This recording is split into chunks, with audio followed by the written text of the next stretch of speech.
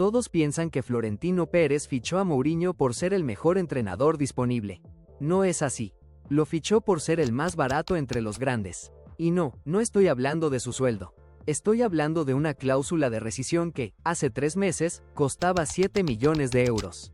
7. Por un entrenador que ya ganó Champions, que ya ganó ligas en 4 países distintos, y que Florentino llevaba meses queriendo de vuelta. Pero aquí está lo que nadie te está contando. Esos 7 millones tenían fecha de caducidad. Y Florentino dejó que se venciera. 8 días después, terminó pagando el doble. Lo que parece un capricho del mercado de fichajes es, en realidad, una decisión calculada. Y para entenderla, hay que empezar por lo que casi nadie explica bien. ¿Cómo funciona realmente una cláusula de rescisión cuando el que se vende no es un jugador? Esto es Football Money. Vamos a lo importante.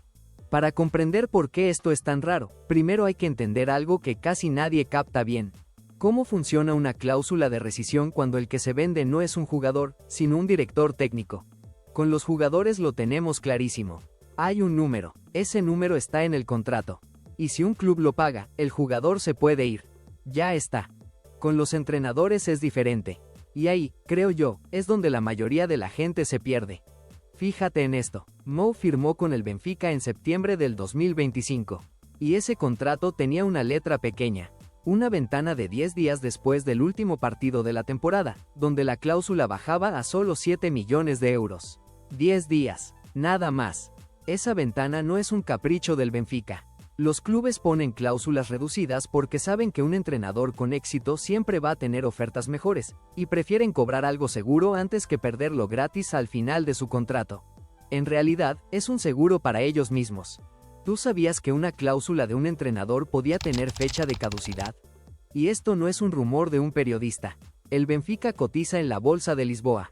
Por ley, tiene que informar este tipo de operaciones a la Comisión del Mercado de Valores Mobiliarios, la CMVM. No es una filtración, es un documento oficial. Porque esa ventana de 10 días expiró el 15 de junio. Y el Real Madrid, con Florentino enfocado en otra cosa, la dejó pasar. El 26 de mayo, el Real Madrid tenía sobre la mesa la opción de pagar 7 millones de euros por Mou. Esa era la cifra. Esa era la ventana, y no lo hizo. Sé lo que piensas, que para un club como el Real Madrid, 7 millones es casi nada. Pero el problema no es el dinero. El problema es por qué lo dejaron pasar, teniendo el número ya puesto sobre la mesa. Aquí entra el verdadero motivo, el que casi ningún titular explicó bien. Florentino había convocado elecciones en el club el 12 de mayo para el 7 de junio. Y según medios como Goal y RTP, su prioridad era su campaña contra el otro candidato, Enrique Riquelme, antes que cerrar la firma de Mourinho. Y aquí hay algo que vale la pena parar a pensar. En mi experiencia viendo cómo se mueven estos clubes, cuando alguien dilata una firma así, casi nunca es por descuido. O temía anunciar un fichaje antes de ganar las elecciones, o calculó mal los tiempos y confió en que nadie le iba a subir el precio a Mou. Dime tú, si tuvieras que elegir entre ganar unas elecciones o ahorrarte 8 millones de euros, ¿qué elegirías? Porque eso fue lo que pasó. La ventana de los 7 millones se cerró el 15 de junio. Y cuando Florentino finalmente se sentó a negociar en serio, el Benfica ya no estaba dispuesto a hablar de la cifra reducida. Ahora el número completo era 14 millones. Y terminó, oficialmente, en 15.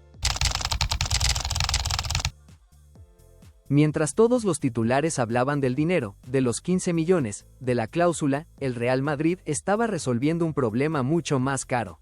Y ese problema no tiene nada que ver con el mercado de fichajes. Tiene que ver con quién manda en ese vestuario. Fíjate en el contexto. Álvaro Arbeloa había tomado el equipo después de la salida de Xabi Alonso. Y lo hizo en medio de lo que el propio Mourinho, cuando le preguntaron por su posible regreso, describió como una telenovela. Dijo, literalmente, que no cuenten con él para telenovelas. Que hay telenovelas buenas, pero que se pierde el hilo si te saltas un par de capítulos. Esa frase dice más de lo que parece. Lo que describía Mourinho no era un problema táctico. Era un problema de liderazgo. De vestuario descontrolado. De un equipo sin nadie que pusiera orden. Y esto conecta con algo que leí en los comentarios de un video de este mismo tema. Alguien escribió que el ego se combate con más ego. No estás pagando solo por un entrenador que sabe de táctica.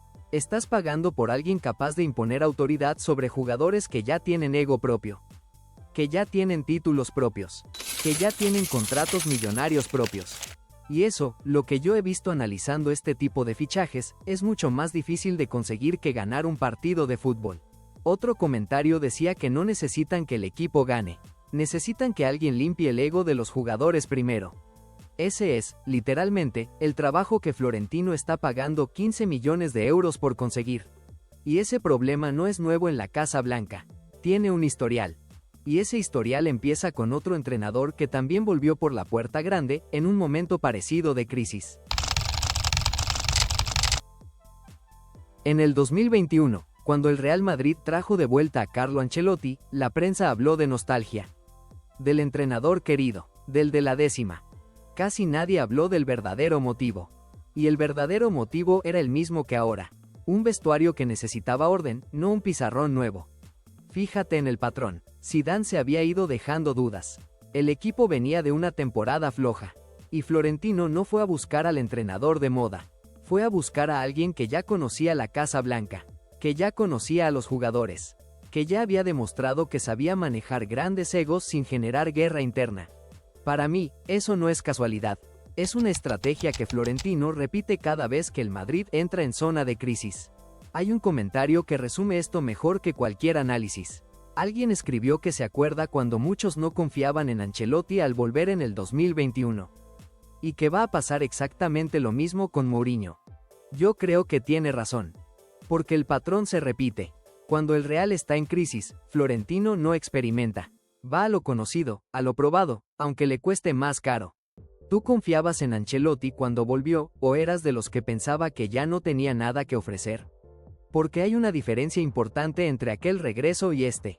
Y esa diferencia es la parte que, en mi opinión, casi nadie está poniendo sobre la mesa. Cuando Florentino trajo a Ancelotti en el 2021, lo hizo desde una posición cómoda. Ya llevaba años en el cargo, sin ninguna amenaza real a su continuidad. Esta vez es distinto. Florentino convocó estas elecciones él mismo, después de 20 años sin enfrentar una votación real. Y apostó gran parte de la campaña a la promesa de traer de vuelta a Mourinho. No fue un fichaje paralelo a las elecciones. Fue parte de la campaña. Y aquí, creo, está la clave de todo. Si Mourinho falla, si el vestuario sigue descontrolado, si el equipo no responde, el costo no lo paga el Benfica. Ellos ya cobraron sus 15 millones y salieron ganando pase lo que pase.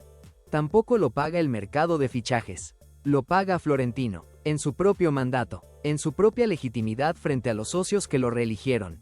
Dime, si fueras socio del Real y hubieras votado pensando en este fichaje, ¿cuánto tiempo le darías a Mourinho antes de pedir explicaciones? Ahí es donde yo veo la verdadera apuesta. No es una apuesta deportiva, es una apuesta personal. Un presidente de 79 años, jugándose su último gran mandato, a que un entrenador de 63 años pueda repetir, 13 años después, lo que ya hizo una vez. Cuéntame, ¿crees que Florentino realmente ahorró con este fichaje, o terminó pagando más caro por perder tiempo en las elecciones? Te leo en los comentarios, y no olvides suscribirte para más análisis de Football Money. Nos vemos.